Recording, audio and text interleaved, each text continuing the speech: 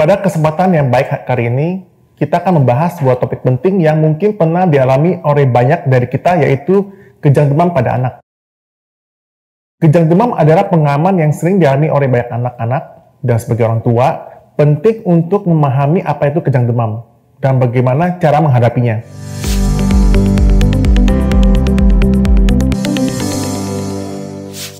Apa itu kejang demam?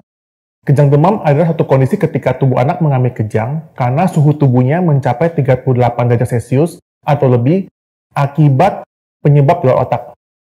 Biasanya kondisi ini paling sering terjadi pada anak-anak dengan rentang usia antara 6 bulan hingga 5 tahun. Kejang demam memiliki ciri utama yaitu kejang yang terjadi ketika anak masih dalam keadaan demam. Dan setelah kejang, anak akan kembali sadar.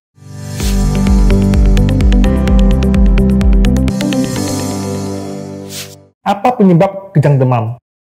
Kejang demam disebabkan oleh demam yang datang tiba-tiba, seringkali akibat infeksi seperti ISPA. Penyebab pasti mengapa demam bisa menyebabkan kejang pada suatu anak dan tidak pada yang lain masih belum sepenuhnya diketahui. Namun faktor genetik dapat memainkan peran penting. Tiap anak memiliki ambang suhu yang berbeda untuk mengalami kejang demam. Misalnya ada yang kejang pada suhu 38 derajat Celcius, sementara yang mungkin baru kejang pada suhu 40 derajat Celcius.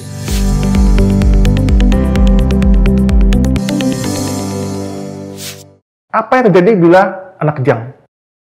Mayoritas kejang demam adalah jenis kejang umum. Kejang umum ini sering ditandai dengan mata yang terbelalak atau berkedip-kedip, kaku pada kedua tangan dan kaki, terkadang disertai dengan kerojotan, dan selama kejang, anak tidak sadar dan tidak merespons panggilan atau perintah. Setelah kejang, anak akan kembali sadar. Kejang demam biasanya akan berhenti dengan sendirinya dalam waktu kurang dari 5 menit, dan jarang terjadi lebih dari 1 kali dalam 24 jam.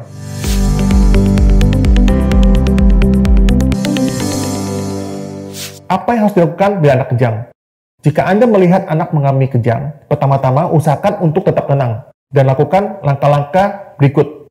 Yang pertama, pastikan anak berada di tempat yang aman. Jauhkan dari benda-benda berbahaya seperti kabel listrik dan barang-barang pecah. Kemudian, longgarkan pakaian yang terlalu ketat, terutama di daerah leher. Yang kedua, letakkan anak dengan posisi miring, agar makanan dan minuman atau benda-benda lain dalam mulut dapat keluar, menghindari resiko tersedak.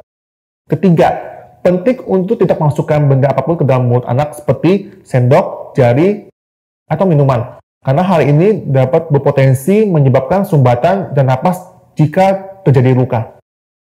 Keempat, jangan coba menahan gerakan anak atau menghentikan kejang dengan paksa, karena hal ini berpotensi menyebabkan cedera atau patah tulang. Kelima, selama kejang berlangsung, amati apa yang terjadi. Informasi ini akan sangat berguna bagi dokter. Setelah kejang berhenti, segera bawa anak ke unit gawat terdekat. Yang terakhir, jika anak Anda pernah mengalami kejang demam sebelumnya, dan dokter telah memberikan obat kejang yang dapat diberikan melalui dubur, ikuti instruksi dokter setelah melakukan tindakan pertolongan pertama di atas.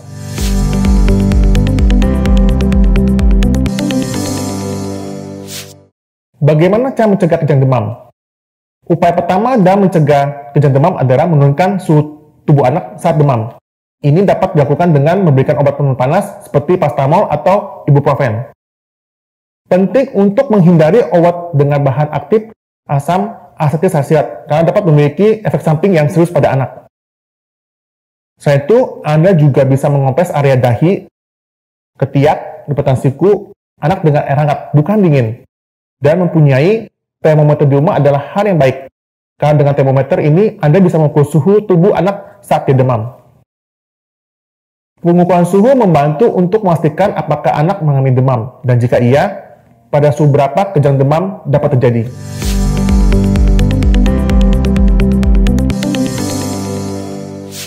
Kapan orang tua perlu khawatir? Kejadian kejang yang terjadi bersama dengan demam tidak selalu merupakan kejang demam. Jika anak mengalami kejang di saat luar rentang usia 6 bulan hingga 5 tahun, perlu dilakukan pemeriksaan untuk mengecualikan kemungkinan penyebab lain, seperti epilepsi atau peradangan otak. Jika anak tidak pulih dengan cepat setelah kejang, tidur berlebihan, atau kesulitan berkomunikasi dengan baik, dokter akan melakukan pemeriksaan lebih lanjut untuk mencari penyebab lain, terutama peradangan selaput otak meningitis atau peradangan otak encephalitis. Evaluasi tambahan juga perlu dilakukan jika anak benar mengalami kejang tanpa adanya demam. Dengan pengetahuan dan pemahaman yang telah kami bagikan hari ini, kami harap Anda merasa lebih percaya diri dalam menghadapi situasi yang melibatkan kejang demam pada anak-anak Anda. Ingatlah, kejang demam biasanya bukan sesuatu yang perlu dikhawatirkan dalam jangka panjang. Yang terpenting adalah memberikan dukungan dan kasih sayang kepada anak-anak kita. Namun, jika Anda memiliki pertanyaan lebih lanjut atau khawatir tentang keselamatan anak Anda, jangan ragu untuk menghubungi kami di Ciputa Hospital atau dokter anak Anda. Kami selalu siap membantu Anda dalam menjaga kesehatan dan kebahagiaan anak-anak Anda. Terima kasih.